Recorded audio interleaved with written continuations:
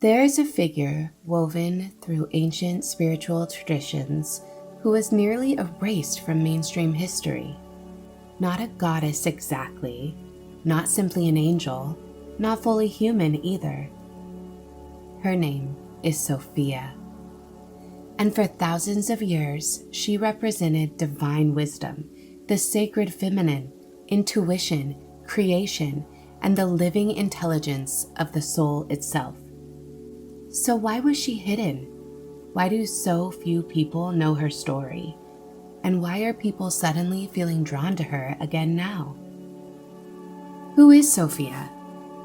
The word Sophia literally means wisdom in Greek, but Sophia was never understood as just intellectual knowledge.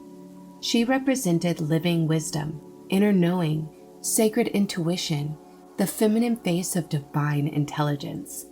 In early mystical traditions, especially within certain Gnostic teachings, Sophia was seen as an emanation of the divine itself, not separate from God, but an aspect of the divine expressing through wisdom, creativity, and consciousness. In some traditions, Sophia is described almost like the soul of creation, a bridge between the human and the sacred, a reminder that divinity is not only power, but also compassion, intuition, beauty, feeling, and inner truth. Why was Sophia hidden? This is where things become complicated. Early Christianity was not originally one unified belief system. There were many spiritual schools, many interpretations, many sacred texts.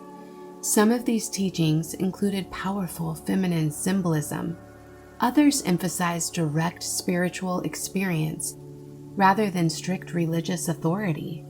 But over time, many texts connected to mystical and Gnostic traditions were condemned, removed, or buried. Some were literally hidden in caves and deserts.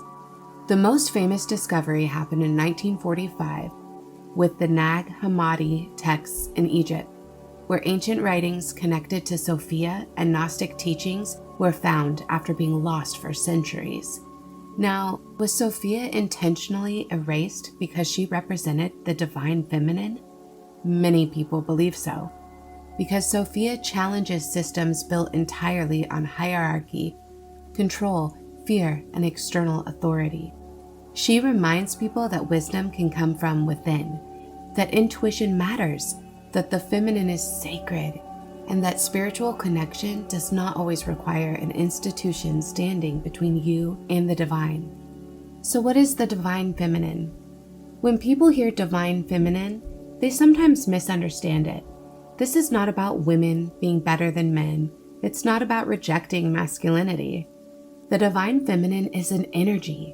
It represents qualities humanity desperately needs balance with: intuition, receptivity, creativity, emotional intelligence, nurturing, inner wisdom, connection, and embodiment. For centuries, many cultures became heavily imbalanced toward control, domination, productivity, suppression of emotion, and rigid structure. Sophia symbolizes the return of balance, not the destruction of the masculine, but the healing reunion of both energies. So why do people resonate with this now? I think many people are rediscovering Sophia right now because something inside them feels exhausted by surface level living. People are craving depth again, soul again, meaning again. And Sophia speaks directly to that hunger. She reminds us that wisdom is not just memorized information, it is remembrance, a remembering of who we are beneath conditioning, fear, noise, and performance.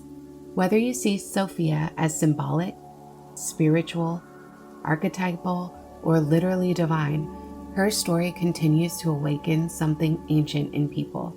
Maybe Sophia was never truly lost.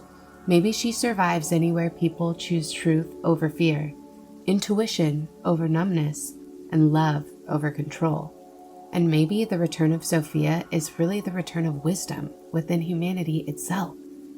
My name's Alisha. I'm Akashic Rose. I'm about to undergo an 8-week sacred Christ Sophia Akashic Record attunement initiation. If this resonates with you, your soul led you here.